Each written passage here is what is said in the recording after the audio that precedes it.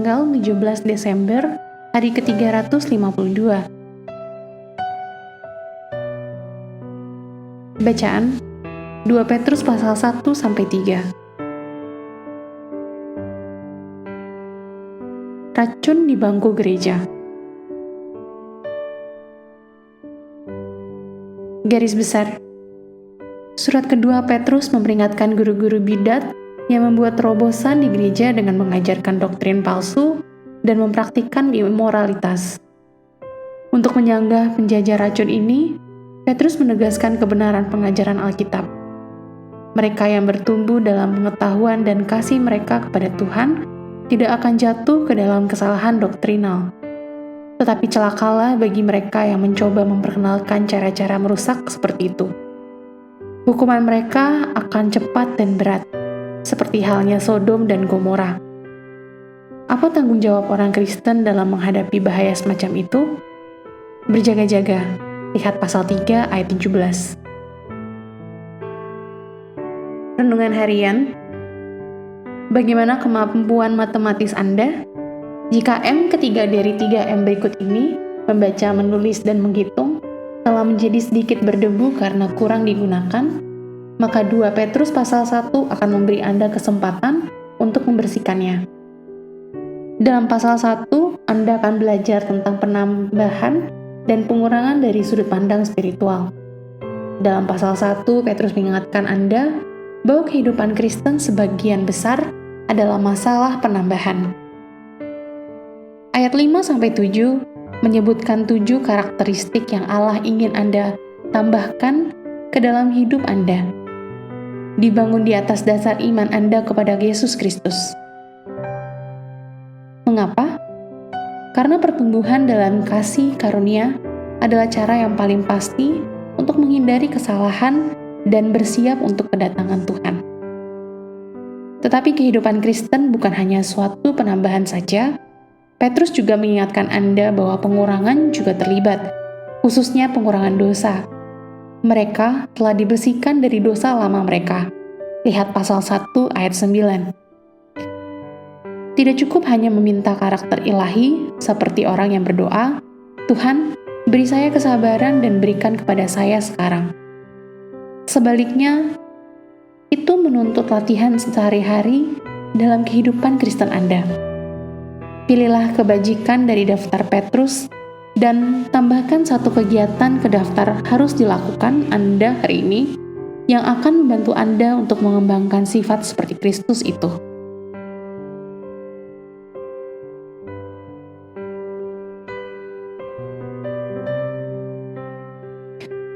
Ada perbedaan besar antara kegiatan dan kemajuan.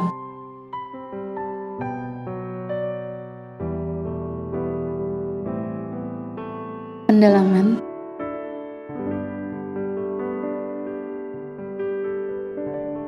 Surat terakhir dari Petrus dan Paulus, 2 Petrus pasal 1 ayat 1-21. Surat Petrus yang kedua adalah karya terakhir dari Petrus, sama seperti 2 Timotius yang merupakan karya terakhir Paulus. Kedua kitab ini memperingatkan akan kemurtatan, keduanya mengantisipasi kematian tanpa rasa takut, dan keduanya menambatkan gereja ke batu karang kitab suci yang tak tergoyahkan sebagai satu-satunya pertahanan yang pasti untuk melawan doktrin palsu.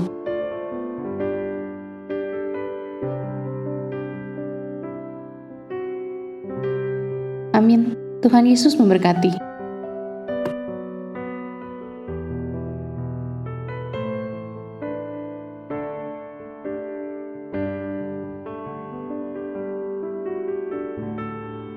Surat Petrus yang kedua.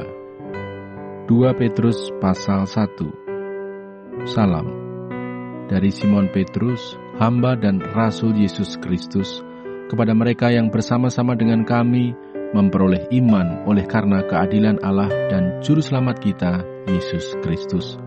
Kasih karunia dan damai sejahtera melimpahi kamu oleh pengenalan akan Allah dan akan Yesus, Tuhan kita. Panggilan dan pilihan Allah. Karena kuasa ilahinya telah menganugerahkan kepada kita segala sesuatu yang berguna untuk hidup yang saleh oleh pengenalan kita akan Dia yang telah memanggil kita oleh kuasa-Nya yang mulia dan ajaib.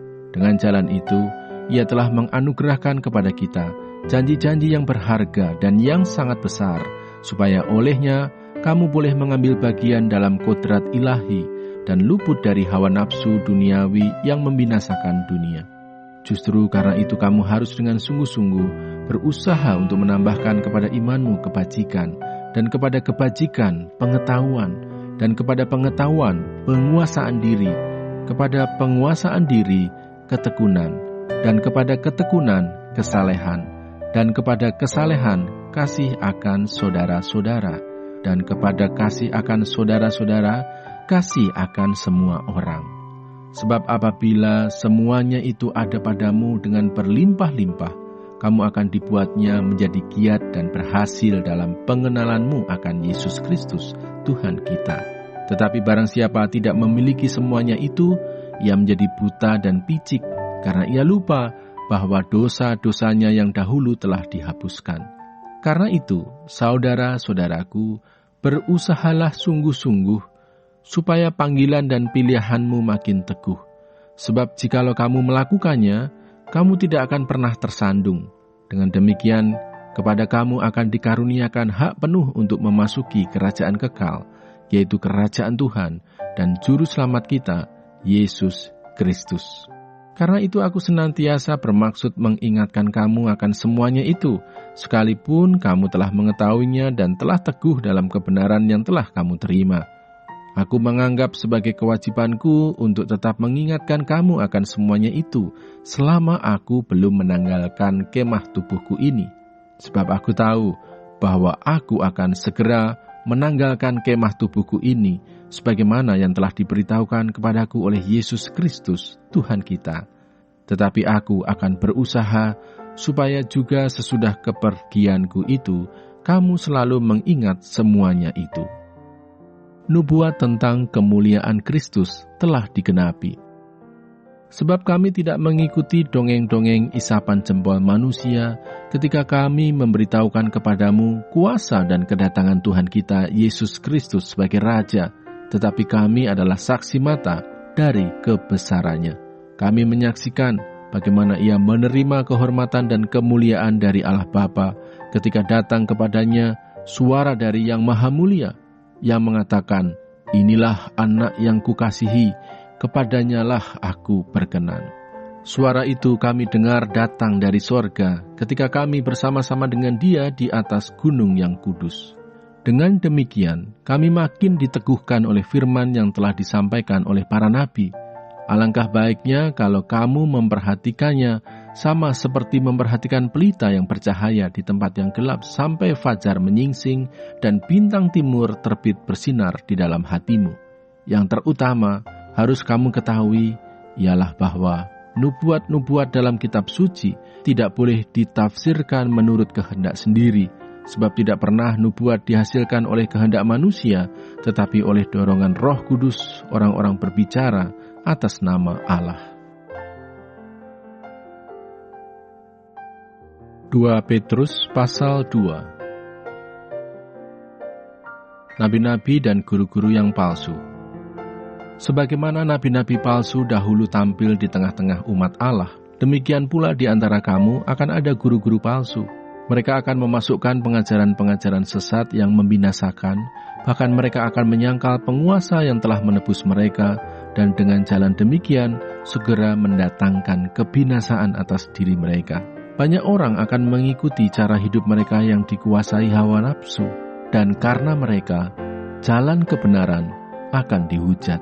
Dan karena serakahnya guru-guru palsu itu akan berusaha mencari untung dari kamu dengan cerita isapan jempol mereka.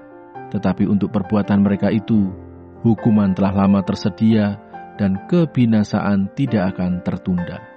Sebab jikalau Allah tidak menyayangkan malaikat-malaikat yang berbuat dosa, tetapi melemparkan mereka ke dalam neraka, dan dengan demikian menyerahkannya ke dalam gua-gua yang gelap untuk menyimpan mereka sampai hari penghakiman, dan jikalau Allah tidak menyayangkan dunia purba, tetapi hanya menyelamatkan Nuh, pemberita kebenaran itu, dengan 7 orang lain ketika ia mendatangkan air bah atas dunia orang-orang yang fasik. Dan jikalau Allah membinasakan kota Sodom dan Gomora dengan api, dan dengan demikian memusnahkannya dan menjadikannya suatu peringatan untuk mereka yang hidup fasik di masa-masa kemudian, tetapi ia menyelamatkan Lot, orang yang benar yang terus-menerus menderita oleh cara hidup orang-orang yang tak mengenal hukum dan yang hanya mengikuti hawa nafsu mereka saja.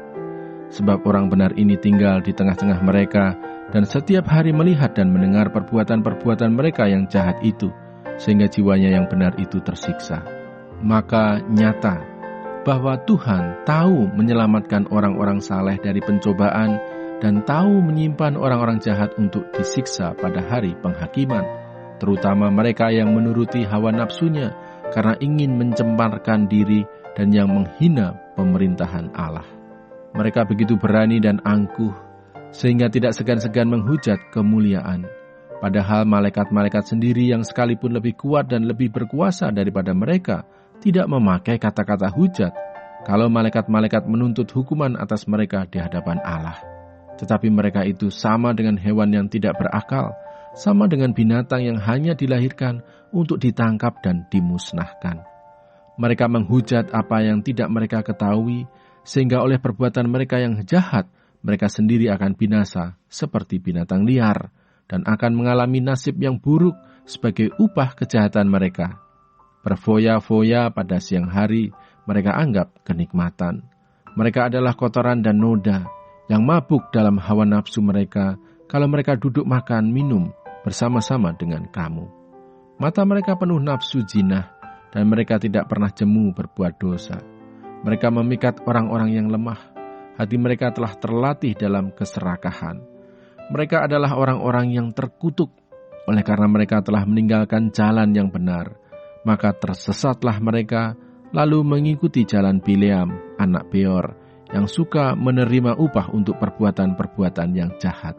Tetapi Bileam beroleh peringatan keras untuk kejahatannya, sebab keledai beban yang bisu berbicara dengan suara manusia dan mencegah kebebalan nabi itu. Guru-guru palsu itu adalah seperti mata air yang kering, seperti kabut yang dihalaukan taufan. Bagi mereka telah tersedia tempat dalam kegelapan yang paling dahsyat, sebab mereka mengucapkan kata-kata yang congkak dan hampa dan mempergunakan hawa nafsu cabul untuk memikat orang-orang yang baru saja melepaskan diri dari mereka yang hidup dalam kesesatan. Mereka menjanjikan kemerdekaan kepada orang lain, padahal mereka sendiri adalah hamba-hamba kebinasaan. Karena siapa yang dikalahkan orang, ia adalah hamba orang itu. Sebab jika mereka, oleh pengenalan mereka akan Tuhan dan Juru Selamat kita, Yesus Kristus, telah melepaskan diri dari kecemaran-kecemaran dunia, tetapi terlibat lagi di dalamnya, maka akhirnya keadaan mereka lebih buruk daripada yang semula. Karena itu, bagi mereka adalah lebih baik jika mereka tidak pernah mengenal jalan kebenaran daripada mengenalnya, tetapi kemudian berbalik dari perintah kudus yang disampaikan kepada mereka. Bagi mereka cocok apa yang dikatakan peribahasa yang benar ini. Anjing kembali lagi ke muntahnya, dan babi yang mandi kembali lagi ke kubangannya. 2 Petrus pasal 3. Hari Tuhan. Saudara-saudara yang kekasih, ini sudah surat yang kedua yang kutulis kepadamu. Di dalam kedua surat itu aku berusaha menghidupkan pengertian yang murni oleh peringatan-peringatan, supaya kamu mengingat akan perkataan yang dahulu telah diucapkan oleh nabi-nabi kudus, dan mengingat akan perintah Tuhan dan Juru Selamat yang telah disampaikan oleh rasul-rasulmu kepadamu. Yang terutama harus kamu ketahui ialah bahwa pada hari-hari zaman akhir akan tampil pengejek-pengejek dengan ejekan-ejekannya, yaitu orang-orang yang hidup menuruti hawa nafsunya. Kata mereka, di manakah janji tentang kedatangannya itu? Sebab sejak bapa-bapa leluhur kita meninggal, segala sesuatu tetap seperti semula pada waktu dunia diciptakan. Mereka sengaja tidak mau tahu bahwa oleh firman Allah, langit telah ada sejak dahulu, dan juga bumi yang berasal dari air dan oleh air, dan bahwa oleh air itu bumi yang dahulu telah binasa dimusnahkan oleh air bah. Tetapi oleh firman itu juga langit dan bumi yang sekarang terpelihara dari api dan disimpan untuk hari penghakiman dan kebinasaan orang-orang fasik. Akan tetapi, saudara-saudaraku yang kekasih, yang satu ini tidak boleh kamu lupakan, yaitu bahwa di hadapan Tuhan satu hari sama seperti 1000 tahun, dan 1000 tahun sama seperti satu hari. Tuhan tidak lalai menepati janjinya, sekalipun ada orang yang menganggapnya sebagai kelalaian. Tetapi ia sabar terhadap kamu, karena ia menghendaki supaya jangan ada yang binasa, melainkan supaya semua orang berbalik dan bertobat. Tetapi hari Tuhan akan tiba seperti pencuri. Pada hari itu langit akan lenyap dengan gemuruh yang dahsyat, dan unsur-unsur dunia akan hangus dalam nyala api, dan bumi dan segala yang ada di atasnya akan hilang lenyap. Jadi, jika segala sesuatu ini akan hancur secara demikian, betapa suci dan salehnya kamu harus hidup, yaitu kamu yang akan menantikan dan mempercepat kedatangan hari Allah. Pada hari itu langit akan binasa dalam api, dan unsur-unsur dunia akan hancur karena nyalanya.